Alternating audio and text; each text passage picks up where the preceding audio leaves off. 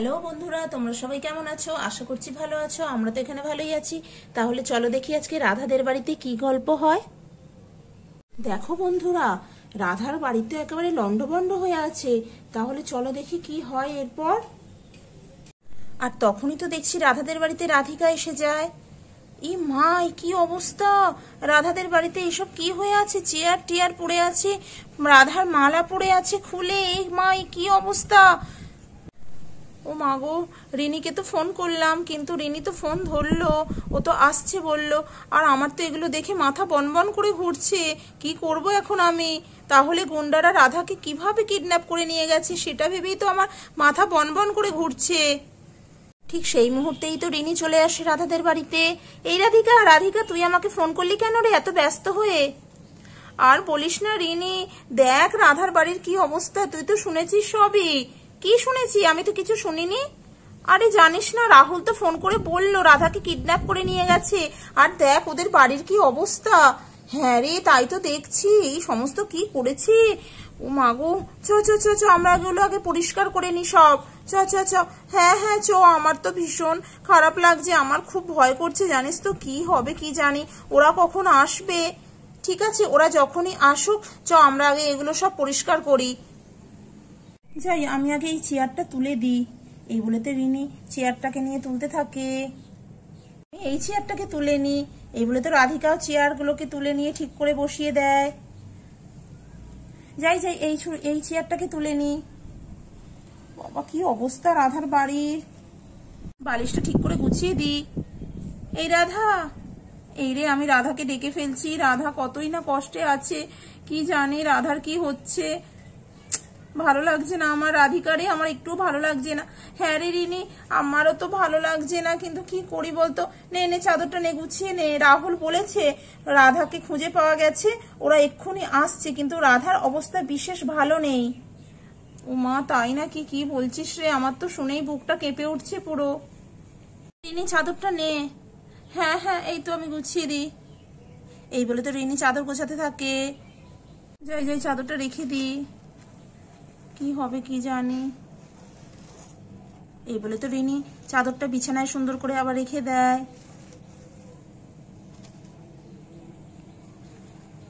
রিনি, তুই একটু বস, আমি এখানে মালা টালাগুলো তুলে দিই। হ্যাঁ হ্যাঁ হ্যাঁ, ঠিক আছে, আমি এখানে বসে আছি। এই বলে তো রাধিকা মালাগুলো তুলে রাখতে থাকে। জানি না আমাদের বন্ধু রাধা কি অবস্থায় আছে। আমার তো একটু ভালো লাগছে না, খুব খারাপ লাগছে, খুব কষ্ট হচ্ছে রাধার জন্য। কখন আসবে বলতো? আমি তো স্থিরভাবে বসে থাকতে পারছি না। এই বলে তো রিনি পায়চারি করতে থাকে আর ভাবতে থাকে ওরা কখন আসবে। আরে রাধিকা, ওই তো রাধা আসছে, রাধা আসছে। নীলদা, রাহুলদা, হিয়া সবাই আসছে। হ্যাঁ হ্যাঁ হ্যাঁ, কোথায় কোথায় কোথায় আসছে? হ্যাঁ হ্যাঁ, আসছে আসছে। দাঁড়া দাঁড়া, চ চ, আমরা একটু এগিয়ে যাই। এই বলে তো ওরা রুদ্ধশ্বাসে ছুটে যেতে থাকে রাধাদের কাছে।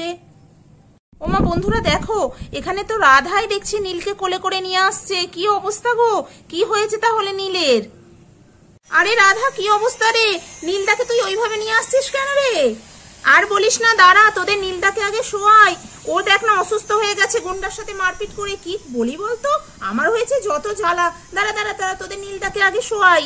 দেখো রিনি আর রাধিকা, তোমার বন্ধু রাধা কতটা স্ট্রং। ও কি সুন্দর নীলকে কোলে করে নিয়ে এলো, আর আমি হিয়াকে কোলে করে নিয়ে আসছি, কারণ নীল অসুস্থ হয়ে গেছে গুন্ডার সাথে মারামারি করে। কি অবস্থা!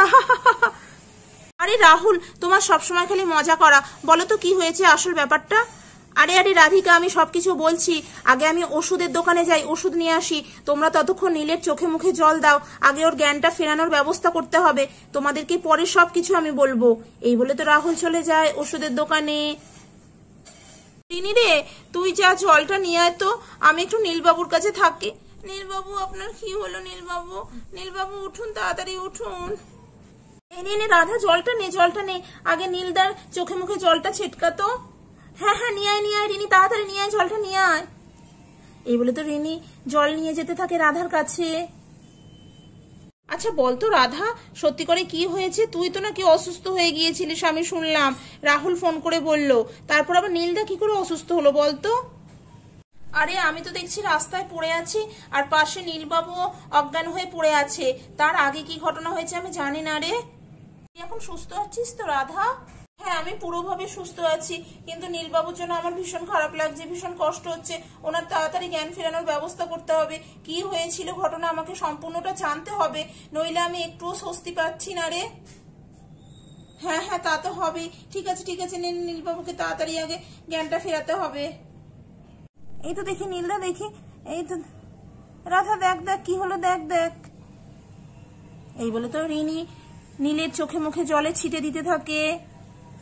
নীলবাবু উঠুন, নীলবাবু চোখ খুলুন, নীলবাবু চোখ খুলুন, আপনার রাধা আপনাকে ডাকছে, নীলবাবু চোখ খুলুন।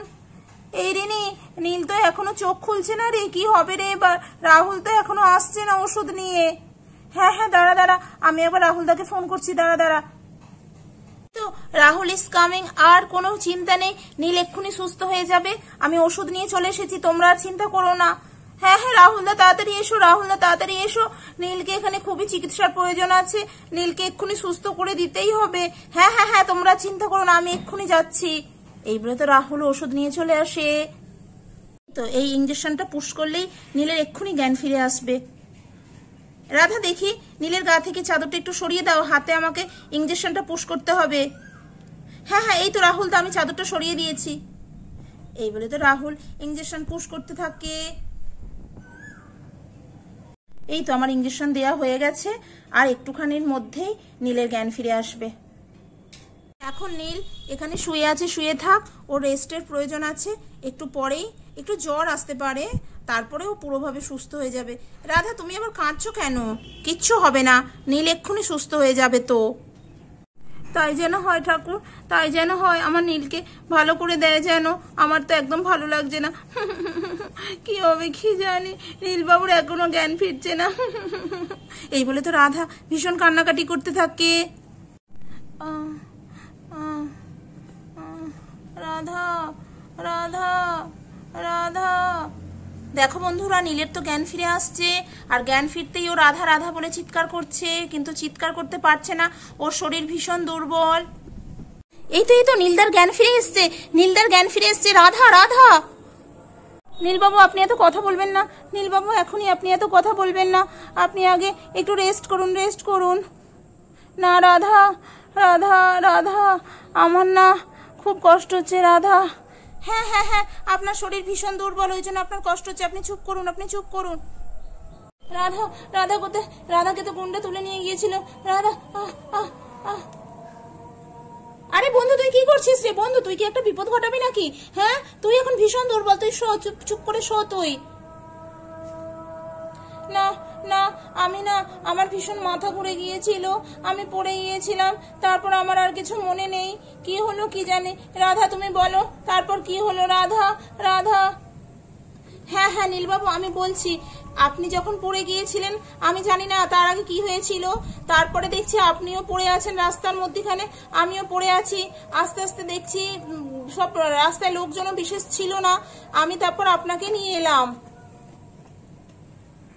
ও থ্যাংক গড রাধা, ও রাধা।